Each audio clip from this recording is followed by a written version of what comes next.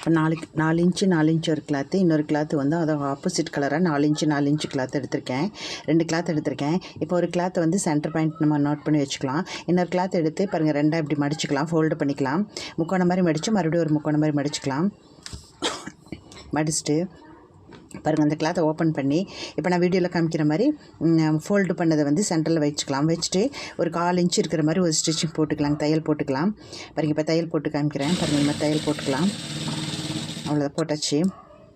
போட்டு நெக்ஸ்ட்டு பார்த்திங்கன்னா இது பாருங்கள், எப்படி பின்னாடி பக்கம் அப்படியே ஃபோல்டு பண்ணுறோம். ஃபோல்டு பண்ணி வச்சுட்டு இந்த தையல் இருக்கு இல்லையா, இந்த தையல் பக்கம் இல்லாமல் நல்ல பக்கத்தில் வந்து ஒரு லேஸ் வச்சுக்கலாம். அதாவது நாட் வச்சு அப்படியே திருப்பி இது 2ஆக ஃபோல்டு பண்ணி அந்த பிசுறு இருக்கு இல்லையா, அதை 1/4 இன்ச் அப்படியே மடித்து அந்த இருக்கிற பிசுறு அப்படியே மடித்து நீளமாக வந்து அப்படியே ஒரு ஸ்டிச் போட்டுக்கலாங்க. அந்த ஃபஸ்ட்டு போடும்போது ஒரு 2-3 டாட் வந்து போட்டோம்னா ஸ்ட்ரிப்பாக நின்றுக்கும். நெக்ஸ்ட் வந்து இந்த பிசுரெல்லாம் இருந்துச்சுன்னா அதை ஃபுல்லாக அப்படி கட் பண்ணி எடுத்துக்கலாம் நீட்டாக. அவ்வளோதான். இப்போ இந்த நாட் வந்து இப்படி உள்ளே திருப்பணும்னு வைங்க, அழகான லேட்டன் கிடைக்கும். சூப்பராக இருக்கும் பார்க்குறக்கு. பாருங்கள், டபுள் கலரில் எவ்வளோ யூனிக்காக இருக்குதுன்னு பாருங்கள். நீங்களும் ட்ரை பண்ணிட்டு எப்படி